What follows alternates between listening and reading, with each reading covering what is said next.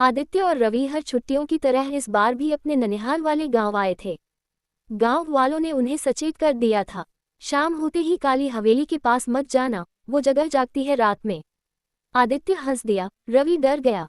रात 11 बजे दोनों घर की छत पर बैठे थे। आदित्य बोला, चल हवेली देखते हैं।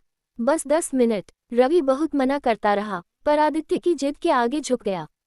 हवेली के पास पहुंचे तो अचानक ठंडी हवा चलने लगी, इतनी ठंडी कि पसीना जम जाए।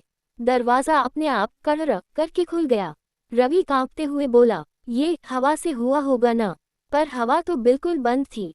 अंदर जाते ही अजीब सी बदबू और सीलन लगी। दीवारों पर पुराने हाथों के काले निशान थे। जमीन पर टूटी चूड़ियां, सूखे फूल और जली अगरबत्तियां। अचानक पीछे दरवाजा खुद ही बंद हो गया। धड़ाम। रवि चिल्लाया, आदित्य, हम फंस गए। एक दीवार पर पुरानी तस्वीरें लगी थीं। एक फोटो में खूबसूरत औरत लाल साड़ी में दिख रही थी, पर उसकी आंखें काली थीं। फोटो के पीछे लिखा था, जो मेरा घर खोलेगा मैं उसे अपना लूंगी। रवि के हाथ कांपने लगे। ये वही चुड़ैल है जिसके बारे में गांव वाले बोलते थे। अचानक ऊपर से पैरों की थप थप थप की आवाज आई, जैसे कोई भारी चीज घिसकते हुए चल रही हो। दोनों डर के मारे एक दूसरे को पकड़कर खड़े रह गए। आवाज रुक गई, फिर ठीक उनके पीछे किसी ने फुसफुसाकर कहा, क्यों आए हो मेरे घर? दोनों ने पीछे मुड़कर देखा, कोई नहीं था। अचानक दीवार पर लगी लाल साड़ी वाली फोटो खून टपकाने लगी। फोटो से निकलती चीखें सुनाई देने लगीं, और तभी एक लंबा काला साया तेजी से आदित्य के सामने से गुजरा। रवि चिल्लाया, भाग आदित्य। हवेली के अंत में एक छोटा दरवाजा था, काला, पुराना, और उस पर ताला नहीं था, पर दरवाजे पर लिखा था, ये दरवाजा खोला तो वापस नहीं आओगे। आदित्य बोला, शायद बाहर जाने का रास्ता वही हो। डर के बावजूद दोनों अंदर घुस गए। अंदर एक छोटा कमरा था, जिसमें सिर्फ एक झूला था। झूला अपने आप धीरे धीरे झूल रहा था।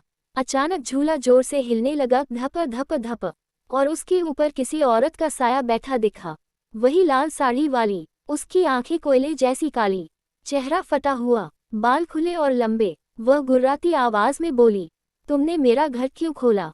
चुड़ैल बोली, ये हवेली मेरी थी, गांव वालों ने मुझे जिंदा जला दिया था। अब जो भी अंदर आता है वो कभी वापस नहीं जाता। रवि जमीन पर गिर गया, कांपने लगा। आदित्य ने उसका हाथ पकड़ा और दरवाजे की तरफ दौड़ा। दोनों भागते भागते मुख्य दरवाजे की तरफ पहुंचे, पर दरवाजा बंद था। चुड़ैल पीछे से उल्टी हुई आ रही थी। आदित्य तेजी से खिड़की तोड़ता है, कांच टूटता है। दोनों बाहर कूद जाते हैं।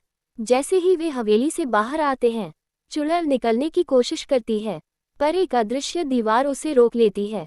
वह चीखती है, ये घर मेरा है, तुम बच गए, पर अगली बार कोई नहीं बचेगा।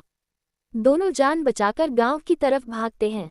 अगले दिन आदित्य अपनी शर्ट देखता है, पीछे एक काले हाथ का निशान जला हुआ है, जैसे किसी ने पकड़कर छोड़ दिया हो।